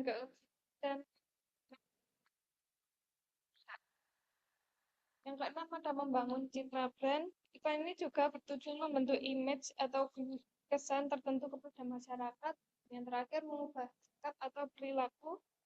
Pada layanan masyarakat, pada iklan layanan masyarakat, tujuan iklan adalah mengajak masyarakat untuk melakukan hal-hal yang positif. Kemudian ada jenis-jenis iklan. Yang pertama ada jenis iklan berdasarkan media. Yang pertama ada iklan media cetak yang berisi tulisan dan gambar seperti koran, majalah, dan lain-lain. Kemudian ada iklan media elektronik, yaitu berisi suara, video, musik, dan animasi. Kemudian yang kedua ada jenis iklan berdasarkan isi. Yang pertama iklan komersial, yaitu menawarkan produk atau jasa untuk memperoleh keuntungan. Kemudian yang kedua adalah iklan layanan masyarakat, yaitu iklan yang berupa ajakan atau edukasi sosial kepada masyarakat. Dan terakhir ada iklan pengumuman, yaitu pemberitahuan mengenai suatu kegiatan atau informasi tertentu. Yang ketiga ada jenis iklan berdasarkan tujuan. Yang pertama ada iklan informatif, yaitu memberikan informasi kepada masyarakat tentang produk tersebut atau jasa tersebut. Yang kedua ada iklan persuasif, yaitu mempengaruhi konsumen agar membeli produk tersebut. Yang ketiga ada iklan pengingat, yaitu bertujuan agar masyarakat terus mengingat suatu brand atau produk. Dan yang keempat ada jenis iklan berdasarkan bentuk penyajian. Yang pertama ada iklan audio, yaitu iklan yang hanya menggunakan suara. Kemudian yang kedua ada iklan visual, hanya menggunakan gambar dan tulisan. Dan yang terakhir adalah audio visual, yaitu menggunakan gambar atau suara sekaligus.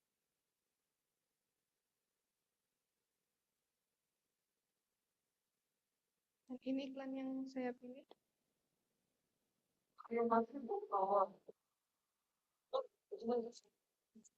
Yaitu adalah untuk bidang perusahaannya itu, perusahaan ini berbidang makanan ringan atau snack, FMCG atau fast moving consumer goods. Kemudian jenis iklannya iklan digital melalui YouTube, kemudian iklan audiovisual, iklan promosi persuasif, dan juga iklan komersial produk makanan. Untuk target audiensnya yaitu anak muda atau Gen Z, mungkin usianya bisa remaja itu 15 tahun sampai 25 tahun. Kemudian penggemar budaya Korea dan juga fans ENHYPEN atau boy group Korea tersebut. Kemudian ada juga bisa juga yaitu konsumen yang aktif di media sosial atau konsumen yang penggemar rasa manis atau penggemar biskuit. Untuk tingkat keberhasilannya, iklan Nabati X ENHYPEN ini dapat dikatakan berhasil karena mampu menarik perhatian target audiens, terutama Gen Z dan penggemar. Strategi penggunaan konsep Korea juga efektif karena tren Korea sedang populer di kalangan remaja dan anak muda di Indonesia. Oleh karena itu, audiens lebih mudah tertarik dan penasaran untuk mencoba produk tersebut. Unsur psikologi dalam iklan yang pertama adalah penggunaan idol K-pop. Ini membantu iklan untuk meningkatkan daya tarik agar fans memiliki rasa kedekatan emosional terhadap idol mereka. Yang kedua, ada psikologi warna, didominasi warna ungu, supaya memberikan kesan manis dan lezat, hangat dan kekinian, dan menarik perhatian audiens muda. Ini menggunakan warna ungu karena Nabati X ENHYPEN ini mengeluarkan variasi rasa baru, yaitu rasa Korean Gokuma snack. Gokuma snack itu kalau di Korea ubi ungu ya. Ubi. Jadi menggunakan warna. Kemudian yang ketiga ada musik dan editing visual. Menggunakan musik yang ceria dipadukan dengan gerakan dance dan transisi cepat membuat iklan terasa lebih hidup dan tidak membosankan. Keempat ada daya tarik emosional. Iklan fun, exciting, kemudian sehingga audiens merasa ikut menikmati produk bersama idol favorit mereka.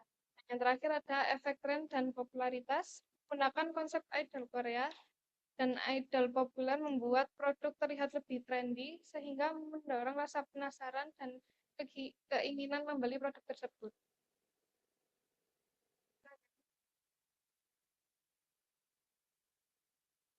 Dan ini iklan kompetitornya. Oreo.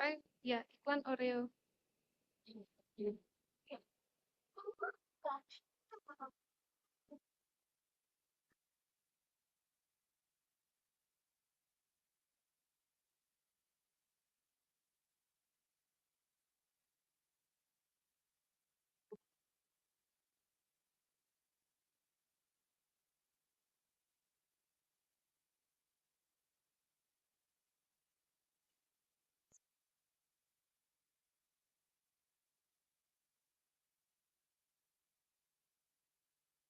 Hasil rangkuman itu untuk aspek yang pertama fokus iklan.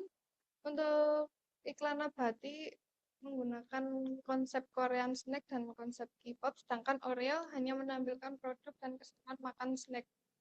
Dan yang kedua adalah tarik utama. Nabati seperti tadi menggunakan idol Korea dan visual, sedangkan Oreo hanya visual produk, rasa, dan suasana yang fun. Ketika ada konsep visual, yaitu Nabati menggunakan konsep yang modern, stylish, dan bernuansa Korea. Untuk Oreo menggunakan konsep ceria, sederhana, dan playful.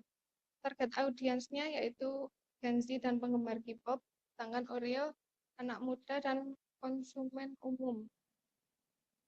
Untuk strategi psikologinya yang Nabati yaitu celebrity endorsement, pendekatan perasaan konsumen, dan juga strategi mengikuti tren yang populer.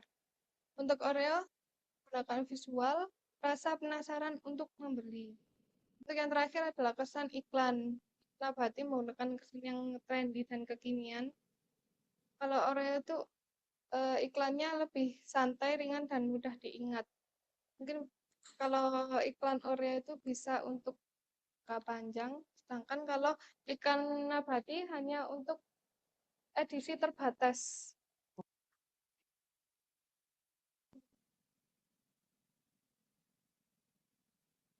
Kesimpulannya yaitu iklan Nabati XM Enhypen ini menggunakan strategi psikologi iklan yang efektif, penggunaan adal terkenal, warna yang menarik, dan musik yang upbeat, dan konsep Korea yang sedang tren di kalangan Gen Z. Iklan ini berhasil membuat perhatian audiens, menciptakan ketertarikan emosional, serta membuat produk terlihat lebih modern dan trendy dibandingkan dengan Oreo yang lebih fokus pada tampilan produk dan suasana yang santai. Nabati lebih menonjolkan hiburan dan daya tarik K-pop untuk menarik minat konsumen muda. Sudah. Oke, terima kasih. Ada pertanyaan dari teman-teman? Ada nggak? Mas Ahmad masih menyimak dulu. Ada pertanyaan atau tidak? Untuk teman-teman yang online, apakah ada pertanyaan atau sanggahan? Boleh, silakan. Mau tanya, kalau iklannya kan tadi yang K-pop itu sensasi ini Mbak Rani itu ya apa? Masih kayak Oreo kan aku nangkepnya kan ya biskuit coklat ada krimnya apa susuwe gitu. Nabati kan aku koyo gak nangkep sensasinya itu apa gitu. Sensasinya apa? Ya, karena Nabati ini kan baru merilis data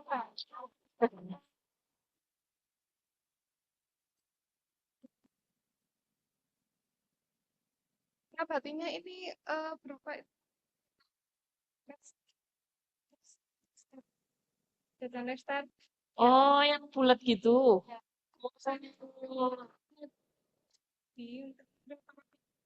Ya, rasa ya, ya. Jadi nyambung ya sama pertanyaan Mas Vincent tadi. Ya, pikir tadi itu kok wafer ya Mbak ya Nabati itu. gitu. Kalau yang heeh, Ya, ya jenis Nexstar apa sih, Pak? ini yang apa? Yang Nexstar. Kayak Nexstar itu tapi ungu, biungu. Oh, makanya jenengan terus mengkomparekan dengan Oreo ya. Kalau Oreo kan jenis cookies. ya. Ya. Oh gitu. Ya, makanya Bu tadi kok, loh, berarti kok dikompetkan sama Oreo yang cookies ya? Padahal kalau misalkan tadi Oreo, kenapa kalau endorsement kok nggak pakai yang Blackpink aja? Kan ada ya Oreo yang warna pink. Nah, gitu misalnya. Saya kira gitu, ternyata seperti ini. Ternyata nabatinya adalah nabati yang bundar.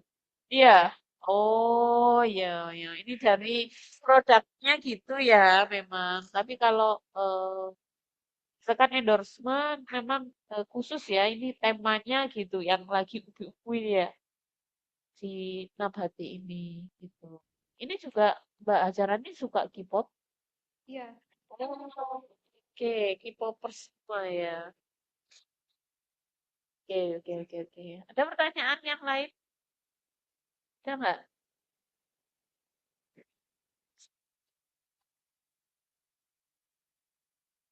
Ada? Mas Rivaldan? Rivaldan?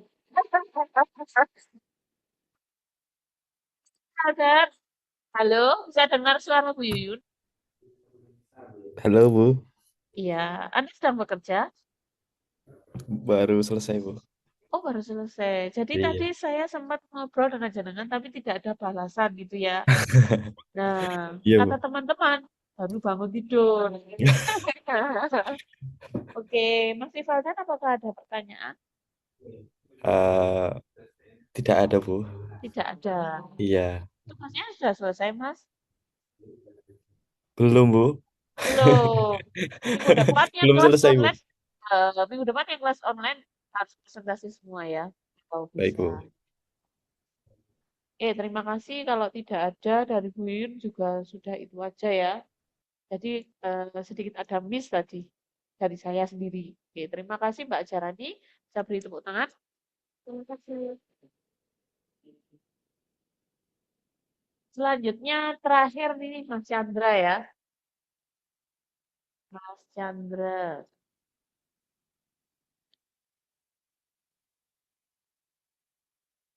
Mas Ahmad Sabayan sudah masuk di grup WA.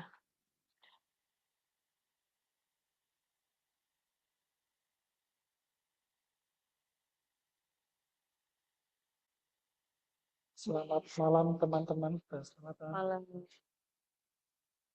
Kali ini saya akan mengasih psikologi iklan clear. Belum saya share screen. Maaf. Bentar ya. Nah, ya.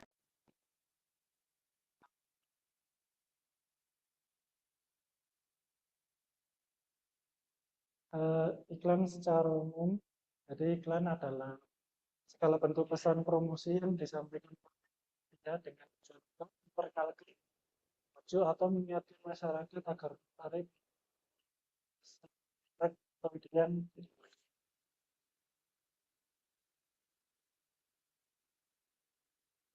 jenis iklan sendiri terbagi tiga, yaitu iklan dan advertising, iklan yang dicetak dan disebarkan melalui media fisik seperti koran, majalah, flyer, brosur, billboard, dan lain-lain. Kemudian ada iklan digital dan media baru. Memanfaatkan internet dan digital ini mencakup sosial media Instagram, TikTok, kemudian ada display ads, iklan interaktif.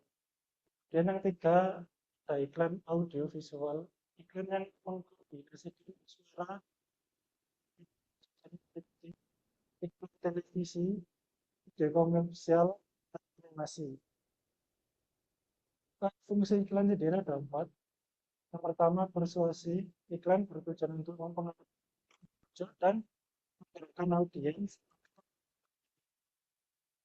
beli, mendukung, atau mengubah perilaku. Kemudian yang kedua adalah informasi. Fungsi paling mendasar dari iklan efektif DKV adalah menyampaikan visual agar audiens tentang keberanian. Tiga, edukasi dan sosial. Tidak semua iklan bersifat komersial dalam pelayanan masyarakat. Fungsi iklan adalah mengubah kebiasaan atau memberikan edukasi. Kemudian yang keempat adalah brand awareness. Iklan berfungsi untuk menjembatani utama untuk memperkenalkan merek kepada audiens melalui pesan yang konsisten dan visual menarik. Iklan memastikan target besar tapi keperhatian nilai.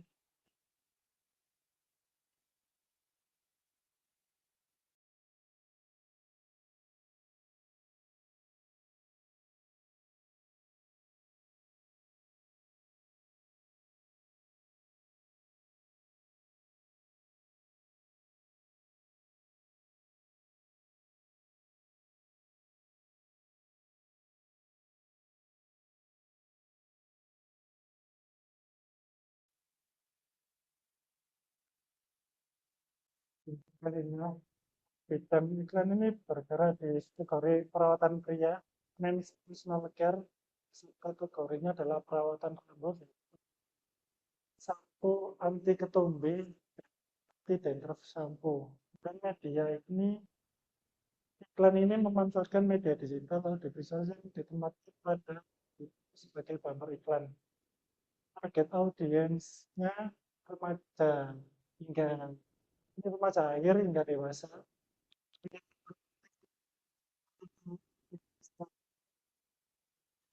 Konsumen yang membutuhkan solusi perlindungan jangka panjang yaitu 48 jam. Untuk gaya dan nuansanya adalah energik, sporty, dan penuh percaya diri dan ditujukan untuk pria aktif. Keberhasilan iklan sendiri per hari ini iklan yang memiliki agenda penayangan yang sangat masif lebih dari 180 juta kali tayang. Untuk AIDA-nya sendiri, pertama attention-nya menampilkan sosok Cristiano Ronaldo. Itu sangat menarik perhatian penonton. Kemudian ada narasi rentan ketombe.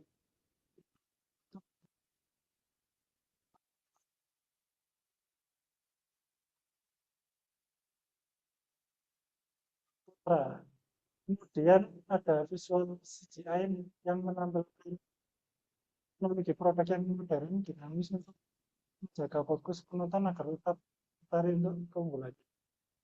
Kemudian untuk desain ada USP-nya tadi, ada 3 poin, yaitu 3 kali event menjanjikan perlindungan mendalam kulit kepala, 3 kali perlindungan ultra melawan 2 musuh tanpa rambut sekaligus, yaitu ketombe ini. Kemudian performa ultra 48 jam memberikan jaminan yang cocok bagi pria dengan aktivitas tinggi atau aktif bergerak. Kemudian aksinya sendiri yang terakhir ya, ketiga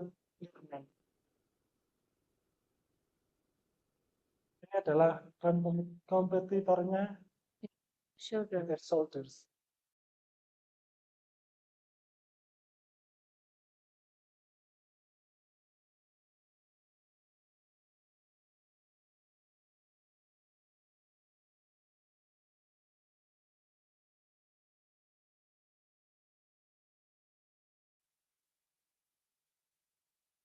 Untuk komparasinya dari aspek promotionnya, Clear fokus pada karakteristik kulit kepala pria dibanding terhadap komik 8 jam. Untuk Head and Shoulder sendiri fokus pada penyelesaian masalah spesifik yaitu ketombe basah dan rasa gatal. Untuk aspek visualnya sendiri, untuk visual dikemas dengan nuansa maskulin, futuristik, penuh energi dan berfokus pada performa maksimal kreatif. Untuk Head and Shoulder sendiri, visual dikemas latar laboratorium atau klinis dan cerah untuk menonjolkan aspek pembuktian ilmiah formula barunya. Untuk aspek daya tariknya, untuk Clear sendiri menampilkan bintang sepak bola Cristiano Ronaldo. Eden Solder sendiri memiliki fitur ini yaitu Joe Taslim dan Igor Limon Rambut. Dan itu pas target audionya sendiri untuk clear spesifik untuk pria dan Eden Solder untuk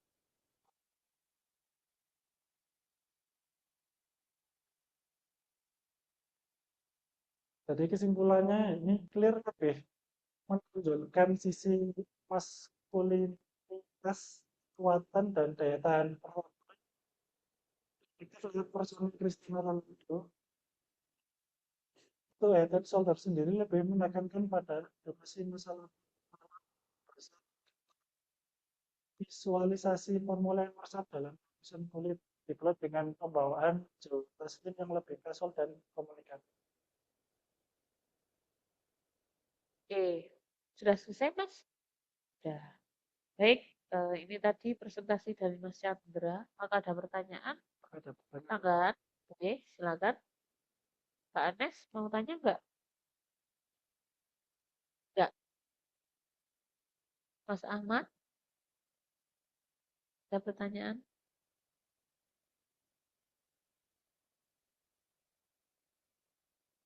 Nggak ada? Itu tadi Cristiano Ronaldo, ya. Ya, Bu. Pasarnya untuk laki-laki ya. Ya. Ya. Kenapa kok nggak misalkan katakanlah modelnya perempuan terus peminatnya laki-laki gitu. Nah, misalnya ini ya umumnya gitu. Misalnya gitu. Misalkan terus ini kan ada kesimpulan biar lebih menonjolkan sisi maskulinitas, kekuatan dan daya performa. Apakah karena ini atau karena ada ketertarikan khusus misalkan itu diganti perempuan kan samponya buat laki-laki Gitu. loh enggak menurut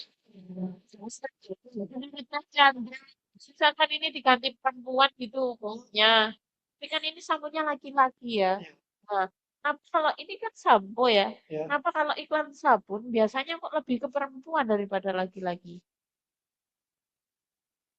banyak perempuannya loh kalau sabun ya tapi ada yang laki-laki, kenapa? Pemilihan kategori perempuan dan laki-laki berdasarkan gender itu kenapa biasanya?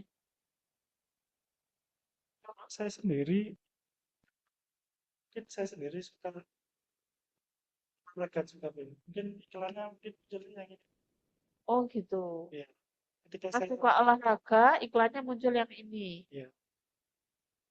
Jadi kalau nggak suka olahraga, nggak pernah muncul dong iklannya. Iya, Bu. Olahraga lebih condong ke sepak bola. Olahraga yang lebih condong ke sepak bola.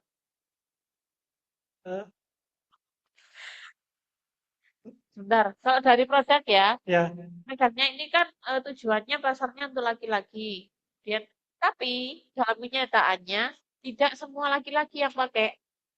Iya nggak? Iya, Bu. Perempuan kan juga bisa. Iya. Bisa pakai kan?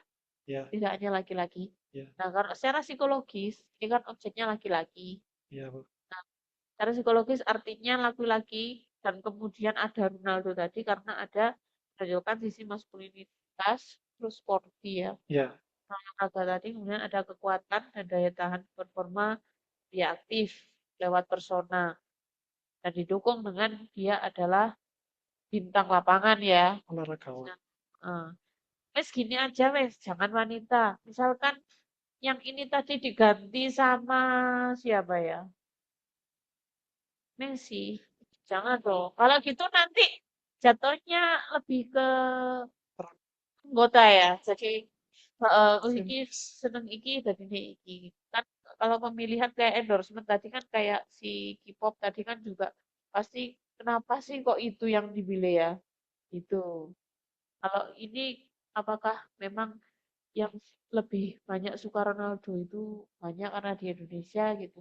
Mungkin dari survei atau observasi Mas Chandra bisa di Kenapa pakai Ronaldo gitu? Iya, wes gitu aja. Gampangnya. Mungkin karena Clear sendiri tahu Cristiano Ronaldo itu di mana-mana dikenal sih, Bu. Gitu. Siapa tahu, siapapun itu kenal beliau gitu, Bu. Siap. Meskipun dia bukan suka olahraga, tapi kan nama Cristiano Ronaldo itu udah terkenal. Ya, mengglobal lah. Orang nggak tahu kalau dia adalah bintang lapangan, tapi Iya, siapa iya, siapa gitu ya. itu. Oke, itu untuk masalah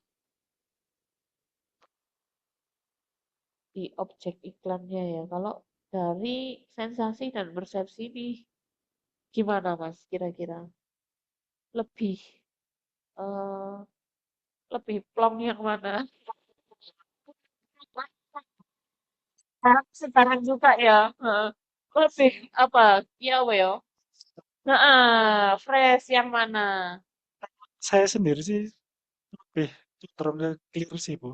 Clear. Ya, karena saya sendiri juga apa suka olahraga, juga suka sepak bola juga, lebih condong ke clear juga. Tapi iklannya, iklan ini wes, iklan ini khusus, iklan ini. Coba, clear ya? Muter ya? Ya, Bu.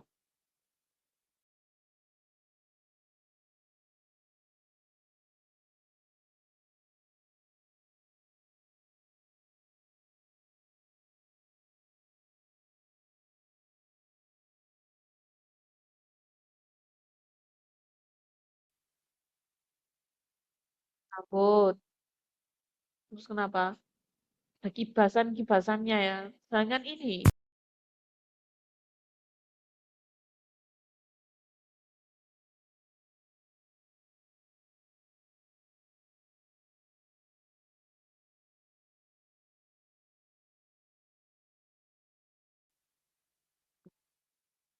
jadi kalau ini memang ada membangun pengetahuan ya. Bakteri itu bisa masuk sampai akar rambut gitu ya. Itu bedanya mungkin ya. Tapi kalau secara sensasi, orang akan lebih cepat yang aduh, ya. Ya, Bu. Karena kan ketok ya Mas ya, seger. Ya gitu aja. Secara psikologis mungkin kalau dari Bu Yun sendiri ya lebih kena yang clear daripada yang head and shoulders gitu ya. Nah itu aja dasarnya seperti itu ya untuk sensasi dan persepsi. Gitu. Nah, tadi untuk pertanyaan yang diganti perempuan di skip aja dulu. Nah, nanti bisa kita pelajari di teori semiotika. Ya, terima kasih Mas Chandra. Baik, terima kasih. Ada pertanyaan lagi ya? Tidak ada. Tidak. Cukup. Oke, terima kasih Beli Pertanyaan.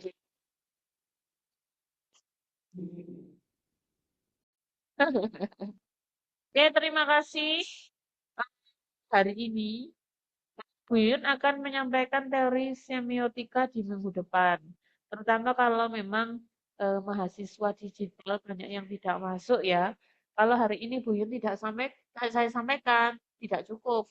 Karena juga setelah Bu Yun menyampaikan materi semiotika, nanti ada penugasan, jadi ada tugas terakhir yang harus kalian kerjakan. Nanti di sela-sela perkuliahan minggu depan ada kuis yang harus dikerjakan. Kalau memang tidak bisa hadir berarti harus dikerjakan, bisa dikirim melalui Word ya. Diketik aja langsung boleh jawabannya gitu. Untuk hari ini terima kasih. Kemudian akhiri wassalamualaikum warahmatullahi wabarakatuh. Selamat malam, selamat melanjutkan aktivitas. Silakan, boleh Terima kasih, Bu. tinggalkan kelas. Terima kasih semuanya.